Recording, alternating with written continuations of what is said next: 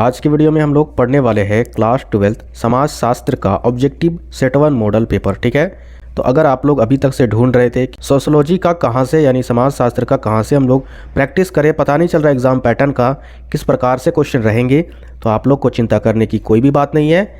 ये model paper समाज शास्त्र का है, इसे आधार बनाकर आप लोग तैयारी स्टार्ट कर दीजिए। ठीक है, तो चलिए हम लोग एक एक करके प्रश्न को भी देखते हैं कि किस प्रकार से प्रश्न इसमें पूछे जाएंगे। तो यहाँ पर देखिए पहला प्रश्न क्या है आपका, उदारीकरण से क्या अर्थ निकलता है। उदारीकरण का मतलब क्या होता है। पहला ऑप्शन आपका समाजवाद, दूसरा मनुष्य का उदार होना, तीसरा काफ़ी उन्नति होना, चौथा मुक्त बाजार व्यवस्था। इसका सही उत्तर होगा ऑप्शन नंबर 4 मुक्त बाजार व्यवस्था। ठीक है, आगे देखिए दूसरा क्वेश्चन क्या आपका, स्वामी सहजानंद सरस्वती का संबंध किस आंदोलन से है। यहाँ पर 4 आंदोलन दिया हुआ है, तो बताना है कि किस आंदोलन से है।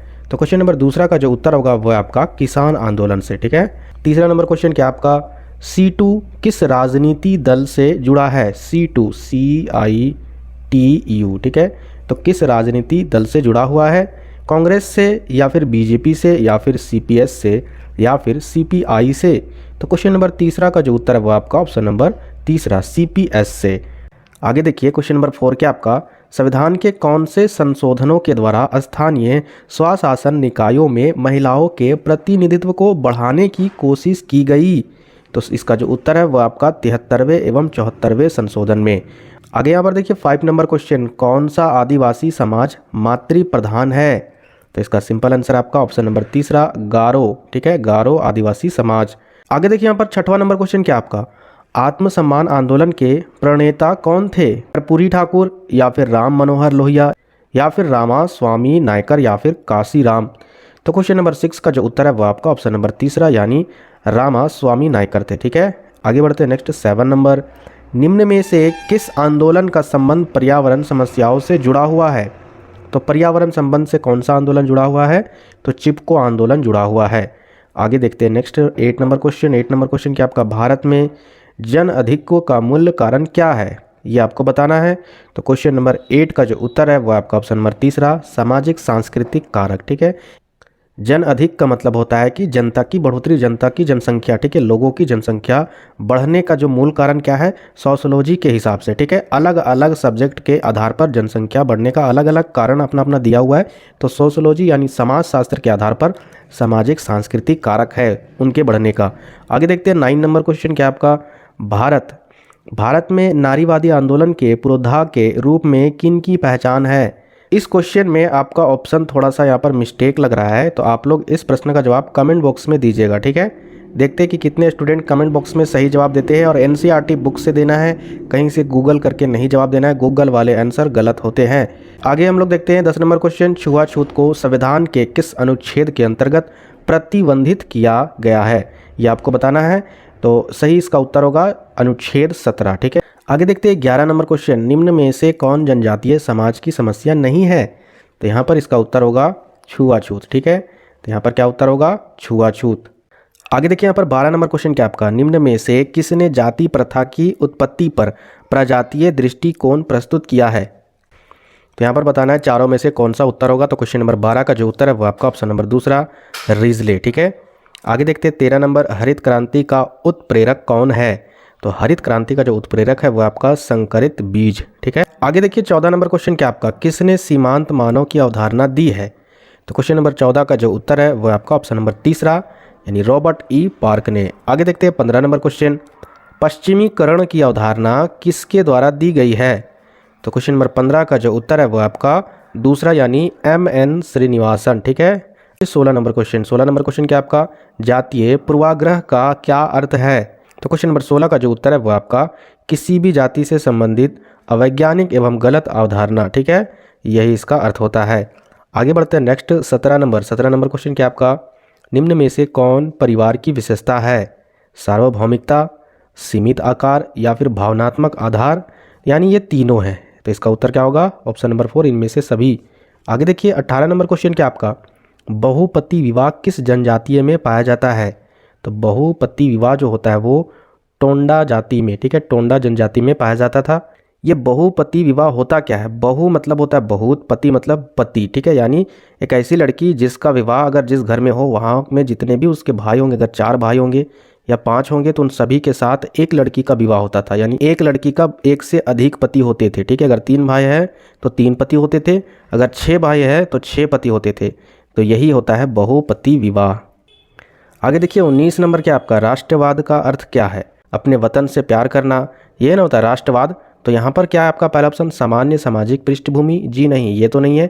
दूसरा ऑप्शन यहाँ पर दिख नहीं रहा है, ये भी आंसर नहीं था। तीसरा ऑप्शन क्या आपका सामान्य भौगोलिक पृष्ठभूमि, ये भी नहीं है, यानी इसका उत्तर होगा इनमें से कोई नहीं। आगे देखिए 20 नंबर क्वेश्चन क्या आपका, निम्नलिखित में से कौन भारतीय समाज की विशेषता है? भारत की समाज की कौन खास विशेषता है, ये आपको बताना है। अनेकता में एकता, संस्कारों द्वारा सामाजिकरण, या तीसरा आपका पुरुषार्थ।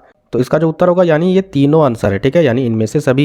देखिए यहाँ पर 21 नंबर क्वेश्चन क्या आपका, जमींदारी उन्मूलन अधिनियम किस वर्ष पारित किया गया?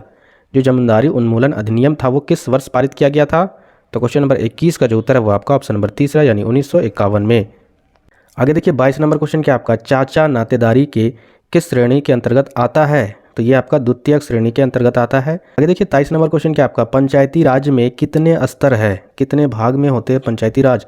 टोटल 3 होते हैं। ठीक है, 24 नंबर क्वेश्चन क्या आपका, संस्कृतिकरण की अवधारणा किसने विकसित की? इसका उत्तर होगा MN श्रीनिवासन। ठीक है, चलिए आगे देखते हैं नेक्स्ट 25 नंबर क्वेश्चन क्या आपका, मुंडा विद्रोह का नेतृत्व किसने किया था? तो इसका सही उत्तर होगा बिरसा मुंडा ने किया था। आगे देखते हैं 26 नंबर, पंचायत समिति का अध्यक्ष कौन होता है? तो वो होता है BDO। ठीक है, पंचायत समिति का अध्यक्ष। आगे देखते हैं नेक्स्ट 27 नंबर, चिपको आंदोलन से संबंधित है। चिपको आंदोलन जो था वो किससे संबंधित था? जल की रक्षा से, खनिज की रक्षा से, पशुओं की रक्षा से, या फिर वृक्ष की रक्षा से? तो इसका उत्तर होगा ऑप्शन नंबर पहला। ठीक है, वृक्षों की रक्षा से। आगे देखिए 28 नंबर, सामुदायिक विकास योजना का मुख्य उद्देश्य निम्नलिखित में से क्या था? तो इसका उत्तर होगा ऑप्शन नंबर 4, गाँवों का सर्वांगीण विकास। ठीक है, चलिए आगे देखते हैं 29 नंबर, हिंदू विवाह अधिनियम पारित हुआ कब हुआ? 1955 ईस्वी में। आगे देखते हैं नेक्स्ट 30 नंबर क्वेश्चन, किसने कहा नगरीयता एक जीवन पद्धति है? तो क्वेश्चन नंबर 30 का जो उत्तर है वो आपका ऑप्शन नंबर तीसरा वृत्त। ठीक है, आगे देखते हैं 31 नंबर, जातीय व्यवस्था की उत्पत्ति संबंधित दैवत्व का सिद्धांत किस वेद में वर्णित है? तो इसका सीधा आंसर आपका ऋग्वेद में है। ठीक है, आगे देखते हैं नेक्स्ट 32 नंबर क्वेश्चन, ब्राह्मणीकरण की अवधारणा किसने विकसित की? तो इसका सही उत्तर होगा MN श्रीनिवासन। ठीक है, आगे देखते हैं नेक्स्ट 33 नंबर क्वेश्चन क्या आपका, निम्न में से कौन भारतीय जनजातियों के लिए अलगाव की नीति का वकालत की? तो इसका सही उत्तर होगा एल्विन। ठीक है, यानी ऑप्शन नंबर तीसरा। तो क्वेश्चन नंबर 33 का जो उत्तर है वो आपका एल्विन होगा। आगे देखते हैं 34 नंबर, समाजशास्त्र का जनक किन्हें कहा जाता है? तो उसका जो नाम है वो आपका ऑगस्ट कॉम्ट। ठीक है, आगे बढ़ते हैं 35 नंबर, भारतीय राष्ट्रीय कांग्रेस की स्थापना किसने की थी? तो ये किए थे आपके A.O. ह्यूम। आगे देखते हैं नेक्स्ट 36 नंबर, ग्रामीण एवं नगरीय समाज को अलग यानी पृथक करने का आधार क्या है? तो यहाँ पर जनसंख्या का आकार भी है। ठीक है, उपभोग की प्रकृति भी है, व्यवसाय की प्रकृति भी है, और सामाजिक संबंधों की प्रकृति भी है। लेकिन पूछा क्या गया है कि इसका बेस क्या है, मेन कारण क्या है, मेन आधार क्या है गांव और नगर में अंतर करने का? तो जो मेन कारण है वह आपका व्यवसायिक प्रकृति, याद रखिएगा। आगे बढ़ते हैं 37 नंबर, क्षेत्रवाद की समस्या का मूल कारण क्या है? क्षेत्रवाद मतलब होता क्या है? एक क्षेत्र से दूसरे क्षेत्र में जाना, प्रवास करना। ठीक है, तो आखिर ये कारण क्यों होता है, आखिर क्यों प्रवास करते हैं? सांस्कृतिक भिन्नता के कारण, आर्थिक भिन्नता के कारण, जैविक विभिन्नता के कारण, नैतिक विभिन्नता के कारण। जब भी एक जगह से या एक क्षेत्र से दूसरे क्षेत्र में जाएंगे तो वहाँ पर क्या होगा, उनकी संस्कृति अलग होगी, संस्कृति में भिन्नता होगा। तो मूल कारण क्या होगा? ऑप्शन नंबर पहला, सांस्कृतिक भिन्नता। देखते हैं 38 नंबर क्वेश्चन, मेहर शब्द किस धर्म से संबंधित है? तो ये है आपका मुस्लिम। ठीक है, आगे देखिए 39 नंबर क्वेश्चन क्या आपका, जनजातीय समाजों में निम्न में से क्या नहीं पाया जाता है? तो श्रम विभाजन नहीं पाया जाता है। ठीक है, 40 नंबर क्वेश्चन क्या आपका, बाजार क्या है? तो बाजार एक संस्था है। समाज शास्त्र के हिसाब से ये आपका अर्थ दिया हुआ है। ठीक है, वैसे इकोनॉमिक्स में अलग तरीके से बाजार का अर्थ दिया हुआ है, लेकिन ये सोशियोलॉजी के अनुसार है। ठीक है, आज की वीडियो में मैंने आपको समाजशास्त्र के ऑब्जेक्टिव का सेट 1 मॉडल पेपर का सोल्यूशन करा दिया है। तो जो भी नए व्यूअर है चैनल को सबसे पहले सब्सक्राइब जरूर कीजिएगा। ठीक है, आज की वीडियो में इतना ही, तब तक के लिए जय हिंद, जय झारखंड।